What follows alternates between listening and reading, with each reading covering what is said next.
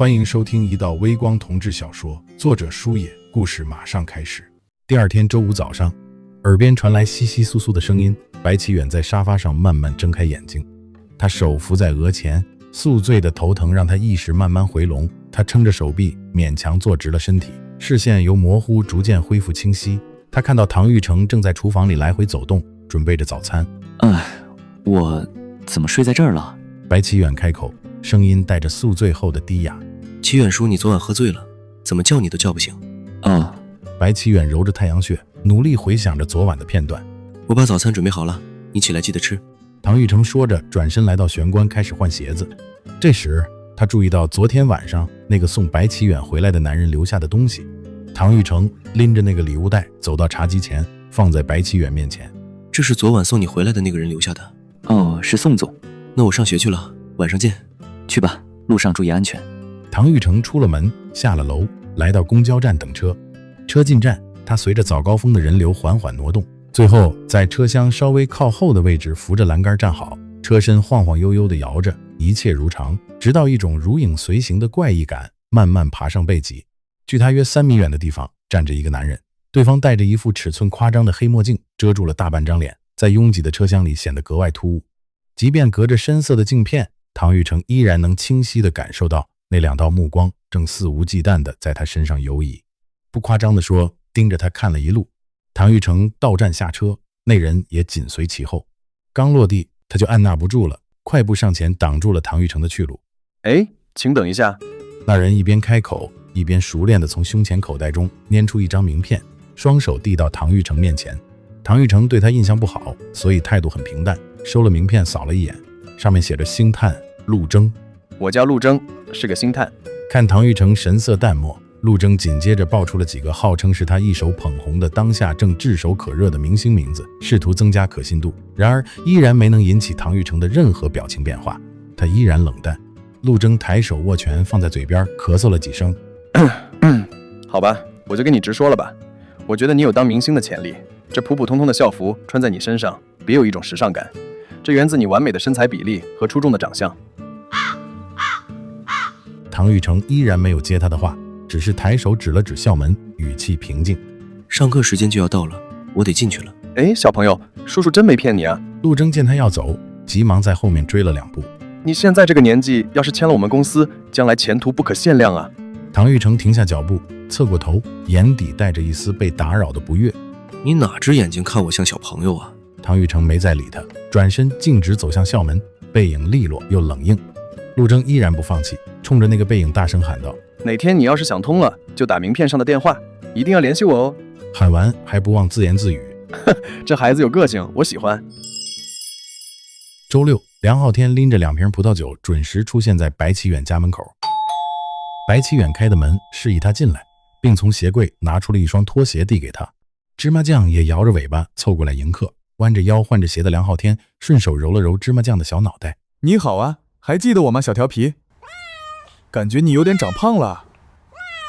换好了鞋，来到客厅，梁浩天抽了抽鼻子。哇塞，这味儿真香啊！一转头看到烟火缭绕的厨房里，唐玉成正站在灶边颠勺，动作看起来很娴熟。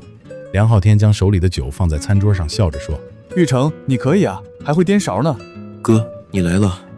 这一声哥叫到了梁浩天的心坎里，脸都乐开花了。不过唐玉成心里其实并不情愿，觉得别扭得很。这屋子里的辈分乱了套，梁浩天明明还年长白启远2岁，可唐玉成称呼白启远叔，叫梁浩天哥。这难受归难受，但该怎么叫还得怎么叫，毕竟某人义正言辞地要求过。我不管啊，你叫谁叔都可以，但是你以后叫我就得叫哥。总之这一声哥显然让梁浩天颇为受用，这就够了。他斜倚在墙边，目光落在唐玉成忙碌的背影上，视线不自觉地停留在他做饭时扭动的腰间，心里不免泛起阵阵涟漪。你看看，皮肤颜色很健康，腰挺会扭的，真的是个极品。他脑子里飞快地闪过这几个不安分的念头。虽然答应了白启远不动他，但看看总可以吧？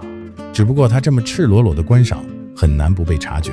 唐玉成感觉到了那令人不适的目光，心中生出嫌恶，但碍于他是齐远叔的客，就隐忍没发。咱们大厨怎么没带围裙啊？梁浩天突然直起身子，虚情假意地嚷道：这油星子把衣服都弄脏了。白启远，你家围裙放哪儿了？我帮玉成系上。对啊，忘系围裙了。这围裙我放哪儿来着？在客厅站着看新闻的白启远回过神来，转身进厨房翻找，找了有5分钟，才在水槽下面的柜子里的角落里拿出一个未开封的深蓝色围裙。梁浩天伸手就要去接，来，我给玉成系上。白启远对梁浩天太了解了，他狐狸尾巴翘起来就知道不是什么好事。他看穿他的意图，精准地避开梁浩天的手，瞪了他一眼。您这位客人就歇着吧，还是得我这个叔来。白启远在那个书字上故意咬了重音，说着他绕到唐玉成的身后。唐玉成只觉得眼前掠过一双修长如玉的手，围裙带子先是轻柔地套过他的脖颈，然后玉手微松，布料顺势垂落在他胸前。玉成，手臂抬一下。唐玉成听话地抬起手臂，白启远扯过那2根垂在他身侧的系带，拎到后面系紧。收紧的围裙瞬间勾勒出唐玉成好看有力的腰线。唐玉成侧头，谢谢启远叔。不客气。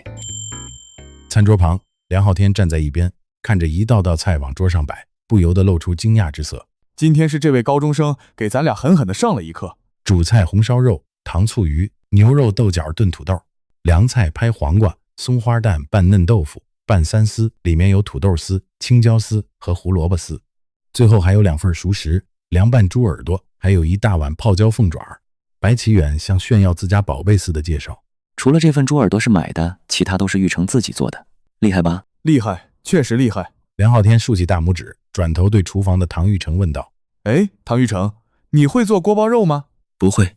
哦，那你回头给哥学学，哥喜欢吃那个。白启远又瞪了梁浩天一眼，梁浩天得逞似的冲他笑了笑。一桌菜准备就绪，白启远把酒杯摆好，梁浩天熟练地打开一瓶葡萄酒，酒液缓缓入杯。唐玉成解了围裙，也坐了下来。都是自己人，就不用那么多规矩了，开吃吧。梁浩天拿起筷子，那我就不客气了。梁浩天从第一口开始吃，到后来赞美之词就没停过。唐玉成对梁浩天印象一直不太好，但也经不住赞美的连续轰炸，他嘴角不自觉微微上扬。白启远看小大厨唐玉成心情不错，趁机拿起酒杯炒热气氛。来，先谢谢大厨玉成，辛苦了。然后欢迎浩天来家里做客，让我们家也热闹了热闹。不过唐玉成还是个学生，虽然18了，但还是少喝一点。对，少喝。梁浩天在旁边帮腔，没事，我以前经常陪长根叔喝酒，他那酒都是自己酿的，敬老大了。梁浩天很是赞许的点点头，但白启远却忍不住叮嘱道：你现在是关键时期，就算能喝也不能贪杯，明白吗？唐玉成看起来像真明白了似的，点了点头。不过几杯下肚后，他脸色确实没什么变化。他抬眸看着白启远，他倒是面色红润，这让他想起星期4晚上醉倒在沙发的他，也是一脸红扑扑的。此时他脑海忽然出现了2个风马牛不相及的头像，在此刻产生了某种交集，一个是眼前白启远微红的脸，一个是自己钥匙链上那个软萌的小粉珠，2个头像往中间聚拢重合。真像。想到这儿，他下意识地低头暗自笑了笑。梁浩天咽下一口饭，口气漫不经心。宋毅跟我说了，说你们聊得挺投机的，他已经决定跟你签合同了。宋总是个爽快人。白启远抿了一口酒，跟他谈工作的时候简单直接，交流得很顺畅，没那么多弯的绕的。他这人确实这样。梁浩天拿着筷子的手顿了一下，眼神里闪过一丝狡黠，口气意味深长。那你对他第一印象怎么样？挺好的。说真的，他虽然离过婚，身边还带个孩子，但身家摆在那儿，是个妥妥的黄金单身汉。梁浩天一边说，一边给白启远递了个眼色。碍于唐玉成就在旁边，有些话他不好明说。白启远接收到了他的信号，眉头微不可察地皱了一下。他上次送了我一对袖扣。袖扣？白启远放下酒杯，起身走到电视机柜前，从抽屉里取出一个深蓝色的丝绒盒子，推到梁浩天面前。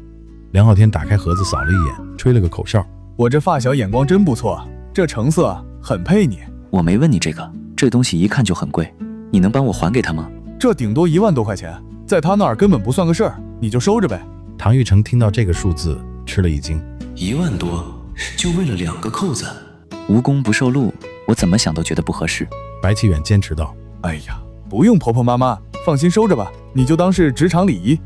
宋毅是个爽快的人，他送你就是真心想送。签了约，他就是上司，我就想利利索索的挣钱，没想其他的，不想把简单的事情搞复杂。你何苦呢？宋毅在我面前可没少说你的好话，真的很欣赏你，你先别着急拒绝，好好考虑考虑。白启远没接茬，显然不想再继续这个话题。这时，唐玉成给白启远的碗里夹了一块去了鱼刺的鱼肉，白启远朝他会心一笑，谢谢。饭后，白启远算是看出来了，唐玉成真的是有酒量的人，他忍不住再次提醒他。我看以后你还是别沾酒了，等你上大学有的是机会。这倒是。梁浩天接话道。对了，玉成，将来你想考哪所大学啊？有想法吗？梁浩天转头看向唐玉成，唐玉成没有回答，而是陷入思考。当然是 H 市的清大啦，那是国内最好的大学。好志向，前途无量啊！